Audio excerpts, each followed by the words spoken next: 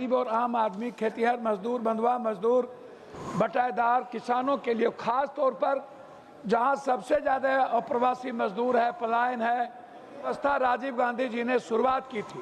अंतिम व्यक्ति सबसे ज़्यादा पंचायती राज व्यवस्था पर हमला लगा, तो इसमें मैंडेटरी किया जाए ताकि किसी भी पदाधिकारी को गरीब आदमी के अधिकार को छीनने का राइट ना मिले।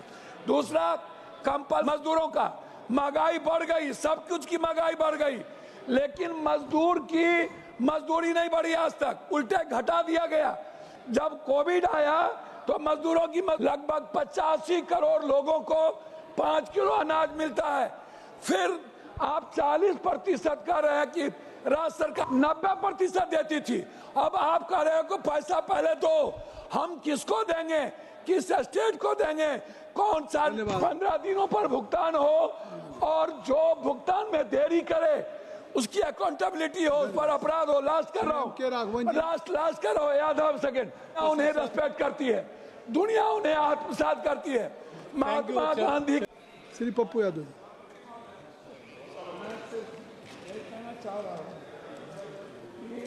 ये जो बिल है ये मैक सर माइक दीजिए।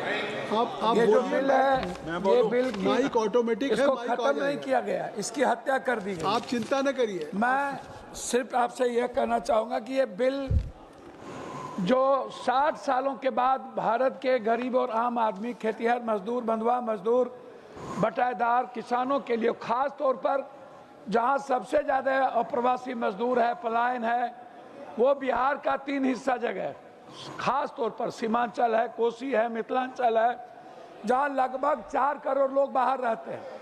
ऐसी परिस्थितियों में भारत में जब पंचायती राज व्यवस्था राजीव गांधी जी ने शुरुआत की थी, अंतिम व्यक्ति सबसे ज़्यादा पंचायती राज व्यवस्था पर हमला लगातार कोई ना कोई कोई ना कोई केंद्र की सरकार करती जा रही है, जिसमें गांव में जो प्रधान है या ब्लॉक प्रमुख है उस सिस्टम पर बिल्कुल पदाधिकारियों का राज बैठाया जा रहा है।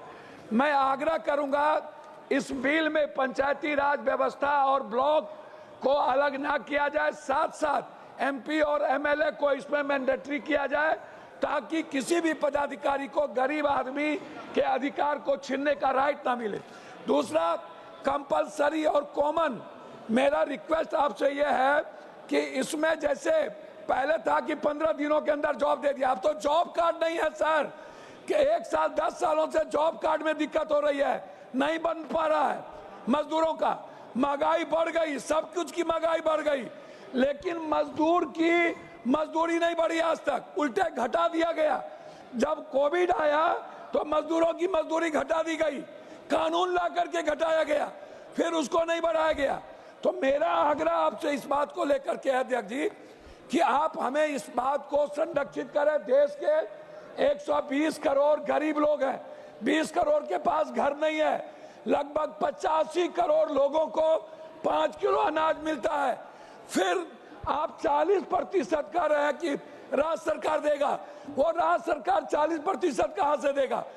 सभापति महोदय, आप मेरे गार्जियन हैं, मैं आपसे कह रहा हूं कि भारत सरकार 90% देती थी, अब आप कह रहे हो कि पैसा पहले दो, हम किसको देंगे, किस स्टेट को देंगे, कौन सा काम करवाएंगे और किस क्षेत्र में देंगे?